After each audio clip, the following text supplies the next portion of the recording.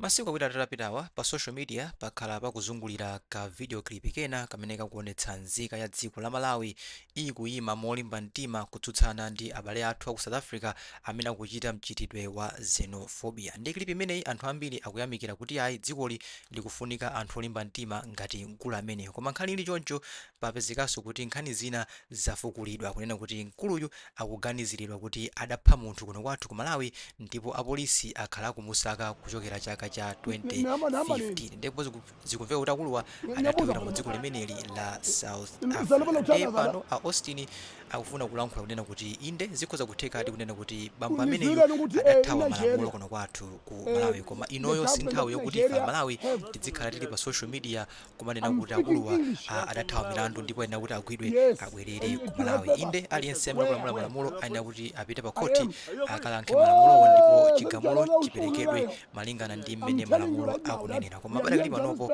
kuti dzilo zanachala kuti mkulu ndi wakuba zimenezo zipangitsa kuti amalawi ambiri amene akukhala ku South Africa akhale pa chiopsezo choti anthu aku South Africa adziona ngati kuti amalawi onse amene ali ku Joni ndi amalawi kuti adapalamula milandu ku Malawi ndipo akuthawa milandu komanso akukhala South Africa ko ndi cholinga chokuti adzipanga zinthu zosayenera. Lekile modzi analiza voice box tamvere bambo Austin ndipo akamaliza ngati musango choka mtuza makanizwani. Okay, muli bwanji kuna kuli konse kumene mwandikumaniza ine m'bale wanu Austin. Ngati muli bwino Mulungu akudalitseni kwambiri.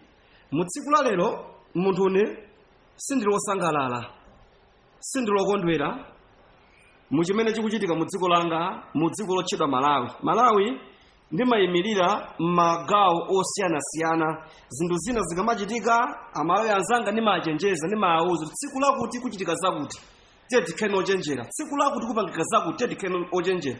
Kote kuti zimene zinachitika mu Jonzi nachenjeza nakuti masiku akuti ndi akuti kubwera anyamataja omacha amalawi anzanga tikheni ochenjera amene tikupezeka mdera la Johannesburg. Mashopu atsekedwa kwa anthu amene tikufuna kuguleti chakudya tiguleti chakudya chifukwa zifika poyipitsitsa kwambiri. Tinaona masiku amene nalonjeza ndakufotokozana amalawi nakuti kuchitika zakuti ndaona zinachitikadi. So ndimakukondani inu nonse amalawi, koma mu tsiku la lero ndili osasangalala kwambiri. Ndili osasangalala kwambiri. Kodi ndili osasangalala kwambiri fwa chiyani? Ndili osasangalala kwambiri molingana ndi zimene zachitika. Masiku apitawa tonse timaona masamba a mchezo m'Malawi wina amene anyamata a xenophobia amene akuvutitsa muno mu dziko la South Africa anampeza ali ku mzikiti. Anampeza nyamatayi ali ku mzikiti akuchoka malo opemphera. Kumene amakamuuza Mulungu za nkhawa yake kuti Mulungu anchitire chifundo. Kumene kujaku kukubwera anthu anyamata a xenophobia amene anakwanitsa kuwayankha momveka bwino, ndipo kuwayankha kumene anawayankha dziko lonse lapansi linagwedezeka kwambiri. Ku Tanzania, Zambia, ku Nigeria kunagwedezeka, even kuno ku South Africa kunagwedezeka kwambiri mmene anayankhira Malawi ameneyi.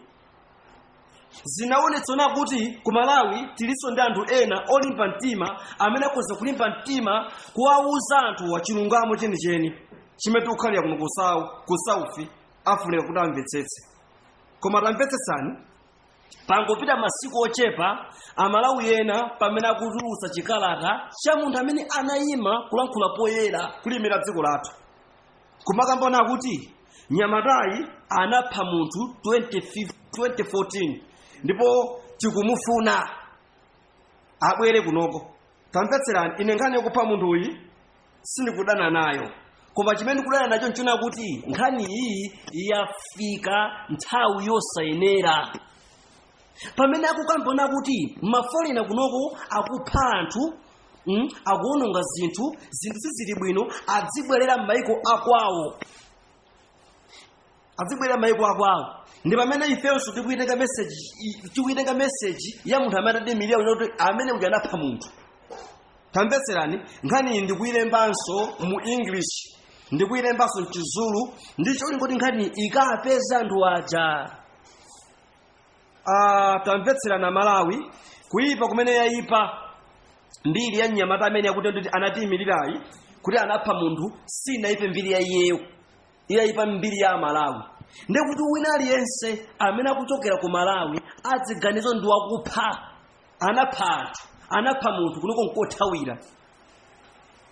Ndimafuna ndilankhule chinthu chimene ndina kuti Amalawi tsopano chifukwa cha message imene yaperekedwa ija tili pa chiopsezo kwambiri, ndipo kuchitika zinthu zona kuti simumvetsetsa. Mulinga ni message imene jali kuchitika zinthu zona kuti sitimvetsetsa. Inu tikukanika ona kuti Malawi nzathu timuvale, timudise kufikira nkhondo itatha, kufikira mapokoso atatha. Malo makati pamene kutenga message una amene ujaya amene imapoera uja anapha munthu.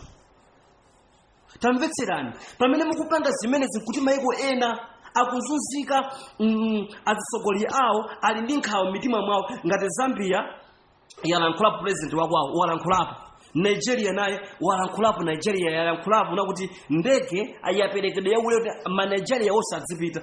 Tanzania yalankhulapo, president wathu sanayankhulepo yayi, koma mnyamata uyu anatiyimirira.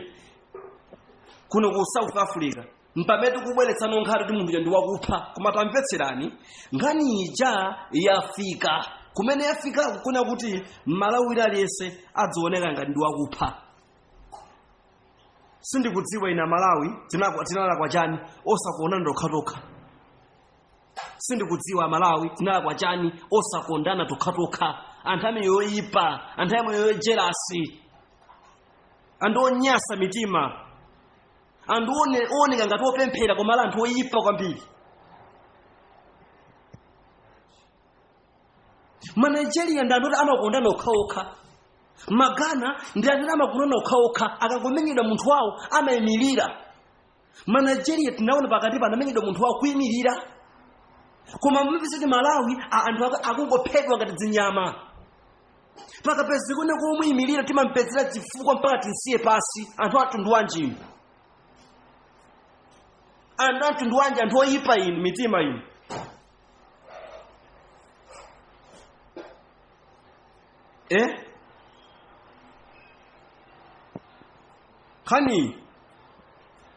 Khani mene iyi mwakumbukira mawu angawo sindilosangala mutima mwanga. Ine sindikuwerenga kuti munthu amene amapemphera pingo wanji anapha munthu, sindikuwerenga zimene zozoyo. Munthu umakoza kupha munthu kumene koma kubwera pamaso pa Mulungu kukhululukira kukumasula. Zakuti akusakidwa nzanu zimene zozo. Koma munthu wapezeka akuyimirira Malawi.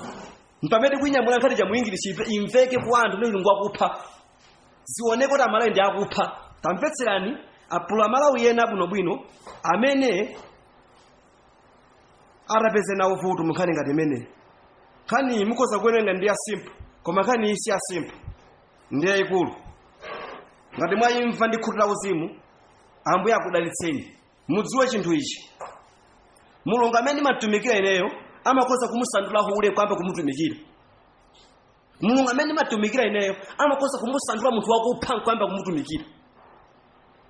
Mose anapha munthu kwa kuya kunchenga, anamtuma kuti katenge anthu anga. Ngati munthu wodzichepetsa amatha kumkhululukira, kummasula, kumuombola. So munimvesese sindikudana nazo zona kuti munthu anapha munthu. Komano nkhani imene ayitulusa mu nthawi yolakwika. Chifukwa kunakali ziwawa sizinathe. Amalawi ena ali pa chiopsezo. Ena sakuonetsa kuti ayende kumene. Mpamene kutulutsa nkhani yoyipitsa mbiri ya munthu amene anatiyimirira. Kodi Amalawi timaganiza bwanji? Sindilosangala ndi nkhani. Odiwe muitumize pena paliponse kufikira kampeza munthu amene anapanga chiganizo kuti nkhani imeneyi ayitenge ayisiye poyera. Sana aganizira Amalawi anzake, sana akonda Amalawi anzake amene akhala maiko ngati akunja. Tayipitsa mbiri. mulizoona kuti kuyipisa mbiri nkopheka koma kuyikoza mbiriyo nkovuta. Ndekuti wina aliyense amene akupezeka mdziko mulazonanga ndi odwala anapha munthu, anathawa ku Malawi anapha munthu. Nkhani yovuta kwambiri.